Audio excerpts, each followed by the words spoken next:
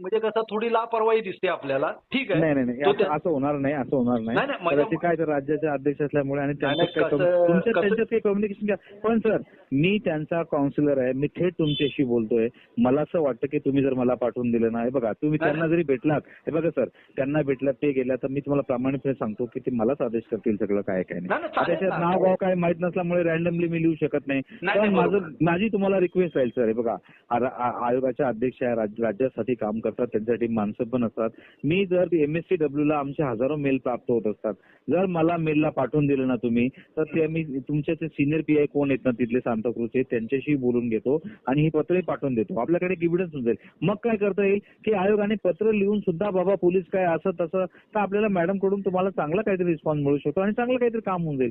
मला वाटतं असं होत नाही. आमचं पत्र गेलं तरी हे लोक त्यांच्या पद्धतीने बघतात, करतात. कारण शेवटी ते CRPC प्रमाणे किंवा BNS प्रमाणे कारवाई होणार. आम्ही सिव्हिल कोर्ट आहोत. पण तरी सुद्धा ही मुलगी लहान आहे आणि लहान मुलीच्या बाबतीत असं घटना घडणं, तिला कोणी नाही म्हणतात तुम्ही, ती गंभीर बाब आहे. आपण बघायला पाहिजे. दुसरा प्रश्न असा की ती माणसं ज्यावेळी आपल्याला सांगायला लागली त्या पोलीस स्टेशनच्या बाबतीमध्ये, तेव्हा मी म्हणलो तुम्हाला स्वतः मी गेलो. माझ्याबरोबर काही सामाजिक क्षेत्रातली माणसं होती, ती होती.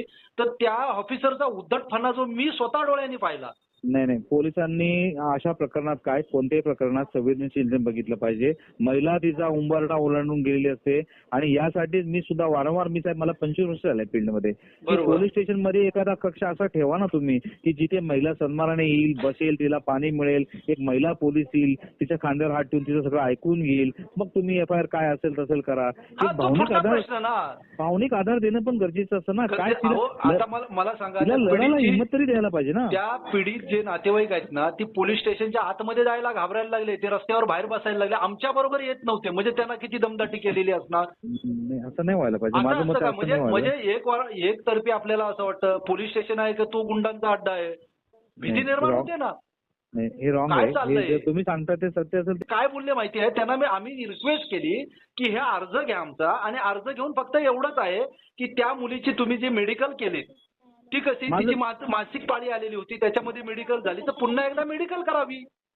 आणि माझं काय म्हणणं साहेब, तुम्ही जो त्यांना जे मेल केलाय ना, जे पत्र दिलंय ना, त्या पत्राची कॉपी आमच्या MSCW महिला आयोग पाठवून द्या. माझ्याकडे मेलचा ऍक्सेस आहे, तर आम्ही तुरंत पाठवून देऊ ना त्यांना. एक आपलं रेकॉर्ड राहील.